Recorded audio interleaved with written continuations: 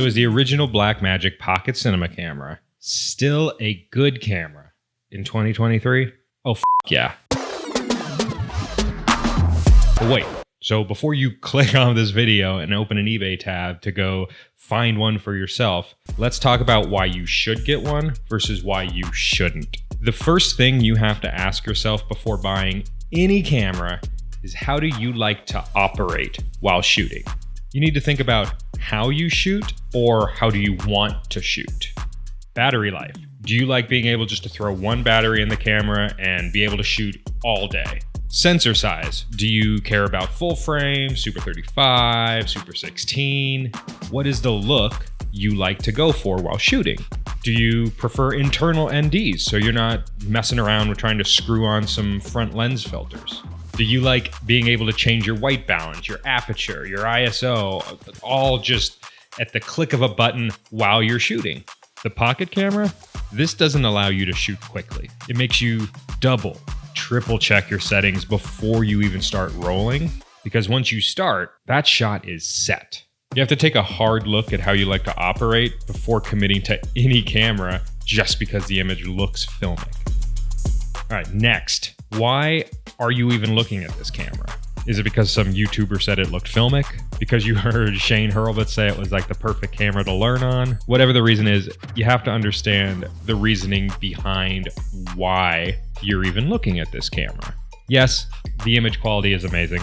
We're not going to even argue that in this video. And I'm not going to lie and say that that didn't have an impact on why I chose to get one.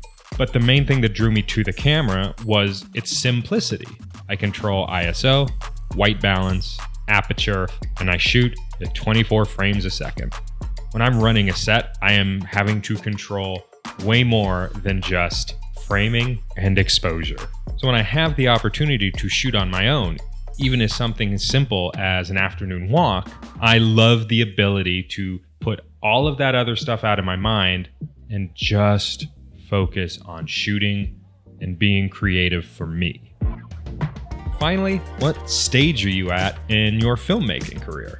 If you're a beginner and you're looking for something to learn on, something that's going to make you think before you press that trigger, then the original Blackmagic Pocket Cam is perfect for you.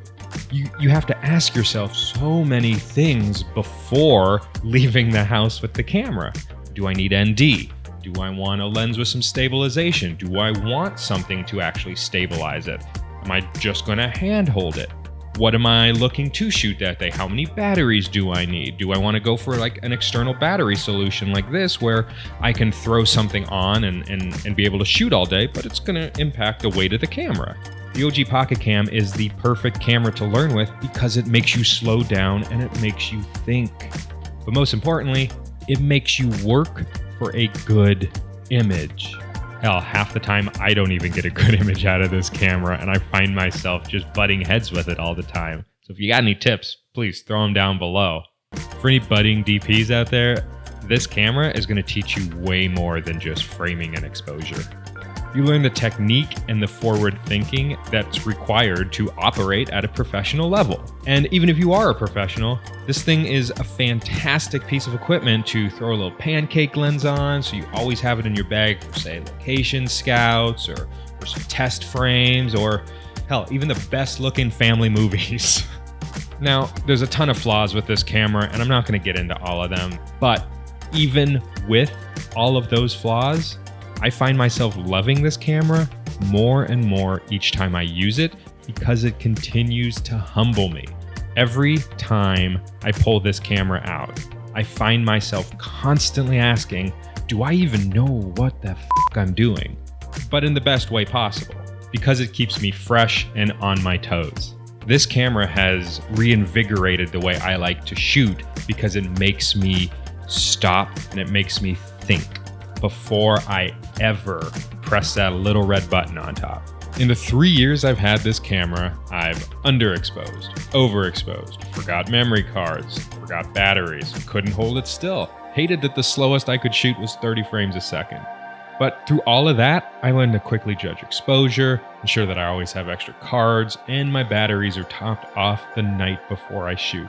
See, these things seem obvious, right? Make sure your battery's charged. Make sure you have at least one backup card. But when you fall into this autopilot, or you have a team of people you're working with who will always have an extra card, or someone is always going to have an extra battery on the cart, you realize how little you start to have to think about the minutia of filmmaking. Being in a position that makes you step back, right? Humbles you to the point where you have to now double check your batteries. You have to now double check and make sure your cards are ready to go. That is going to make you a better shooter. And more so, what I've found has made me a better team leader because I'm imparting that forward-thinking mentality on my team as well. Now, I'm sure you've noticed, I haven't mentioned image quality once, and I don't plan on it. Hell, any camera can give you a great image quality. My first official camera outside of, the mini DV days was a Canon T3i, and I found ways to get beautiful images out of that thing. So if you're looking at potentially picking one of these things up, leave image quality out of it. All that aside, this camera has become my go-to for any personal thing that I ever work on. I love the image. It's organic. It matches the way I like to shoot and my style. Reminds me a lot of shooting film and having to slow down to make sure you're getting the best image out of it. This is the camera that's going to make you better. So is the original Blackmagic Pocket Cinema Camera the perfect camera? Absolutely not. Is the OG Pocket Cam the perfect camera for me? Oh, yeah. So after all that, if you're interested in getting one of these things, give me a thumbs up. And down below in the comments, let me know what is your favorite parts about this camera or why you're interested in getting them. Let me know if any of what I said today has made you think differently before looking at your next camera or before buying your next camera. And remember, don't forget to subscribe. I'll see y'all in the next one. Peace.